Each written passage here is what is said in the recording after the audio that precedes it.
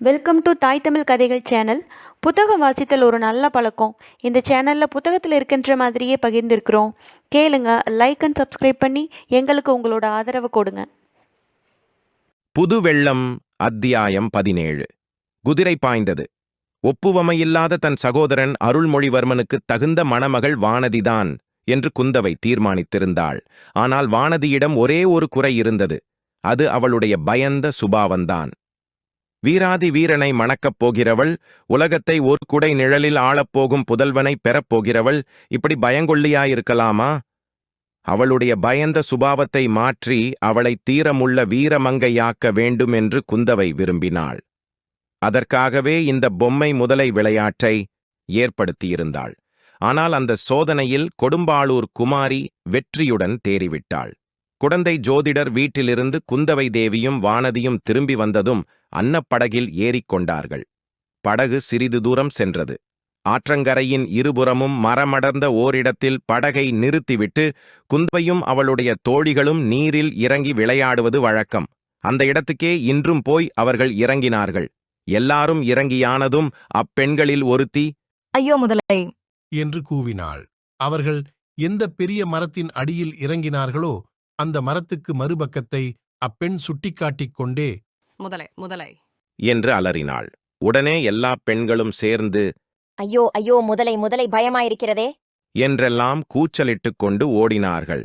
ஆனால் பயந்த சுபாவமுள்ள வானதி மட்டும் அச்சமயம் சிறிதும் பயப்படவில்லை. திறந்த வாயுள்ள பயங்கர முதலையை திடீரென்று சமீபத்தில் கண்டும் அவள் பீதி அடைந்து விடவில்லை. மற்றவர்கள் எல்லாரும் குந்தவை தேவி கூறியிருந்தபடி மிகவும் பயந்தது போல் பாசாங்கு செய்தும் வானதி பயப்படவில்லை. அக்கா, முதலைக்கு தண்ணீரில் இருக்கும்போதுதான் பலமெல்லாம்.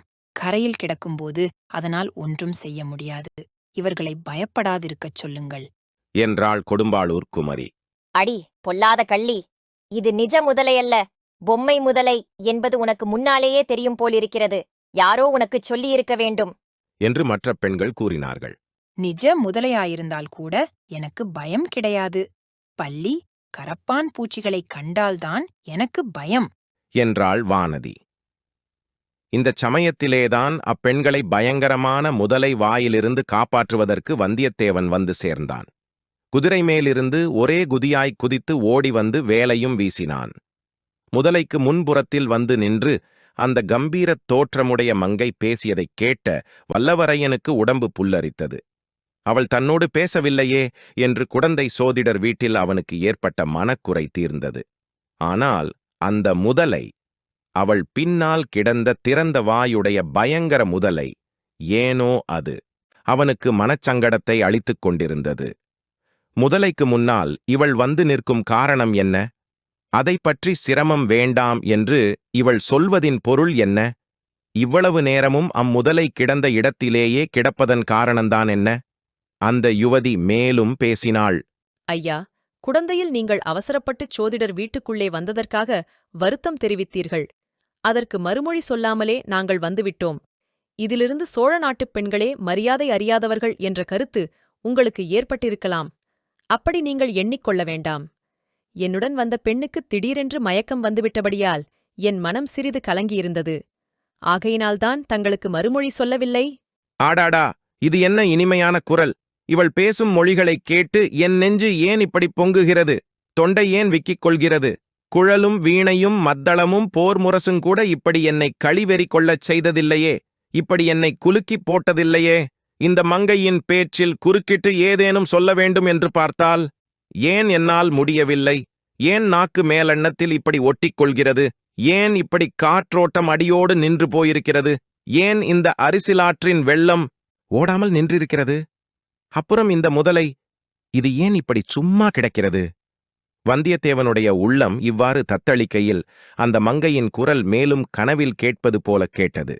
இப்போது கூட அபலைப் பெண்ணாகிய எங்களை காப்பாற்றுவதாக எண்ணிக்கொண்டுதான் இந்தக் காரியம் செய்தீர்கள். முதலையின் மேல் வேலை எறிந்தீர்கள். இவ்வளவு வேகமாகவும் குறி தவறாமலும் வேல் எறியக்கூடிய வீரர்களைக் காண்பது அரிது. மரத்தடியில் ஒதுங்கி நின்று கேட்டுக்கொண்டிருந்த பெண்கள் இப்போது மறுபடியும் கலீர் என்று சிரித்தார்கள். அச்சிரிப்பினால் வந்தியத்தேவனுடைய மோகக் கனவு கலைந்தது. அந்த மங்கையின் பேச்சாகிய மாய மந்திரத் தலை படீர் என்று அறுபட்டது. முதலையை இன்னொரு தடவை உற்று பார்த்தான். எதிரே இருந்த பெண்ணைச் சற்றும் பொருட்படுத்தாமல் விலகிச் சென்று முதலையின் சமீபம் அடைந்தான். அதன் முதுகில் பாய்ந்திருந்த தன் வேலை அசைத்து எடுத்தான். வேல் குத்தியிருந்த துவாரத்தின் வழியாக இரத்தம் பீரிட்டுக் கொண்டு வரவில்லை. பின் என்ன வந்தது? கொஞ்சம் வாழை நாரும் பஞ்சும் வாவி வந்தன. மறுபடியும் அந்த துஷ்டப் பெண்கள் சிரித்தார்கள். இம்முறை கெக்கலி கொட்டி பலமாகச் சிரித்தார்கள். வல்லவரையனுடைய உள்ளமும் உடலும் குன்றிப் போயின. இம்மாதிரி அவமானத்தை இதற்கு முன் அவன் எக்காலத்திலும் அடைந்ததில்லை. இத்தனை பெண்களுக்கு முன்னால் இப்படிப்பட்ட பேரவமானமா? இவர்கள் பெண்களா? இல்லை, இல்லை, இவர்கள் அரக்கிகள். இவர்கள் பக்கத்திலேயே நிற்கக்கூடாது. இவர்களுடைய முகத்தை ஏறிட்டும் பார்க்கக்கூடாது. சீச்சி! என் அருமை வேலாயுதமே, உனக்கு இந்த கதியா நேர்ந்தது? இத்தகைய அவமானமா உனக்கு நேர்ந்தது? இதை எப்படி நிவர்த்தி செய்து உனக்கு நேர்ந்த மாசை துடைக்கப் போகிறேன்? இவ்வளவு எண்ணமும் சில கண நேரத்தில் வந்தியத்தேவனுடைய மனத்தில் ஊடுருவிச் சென்றன.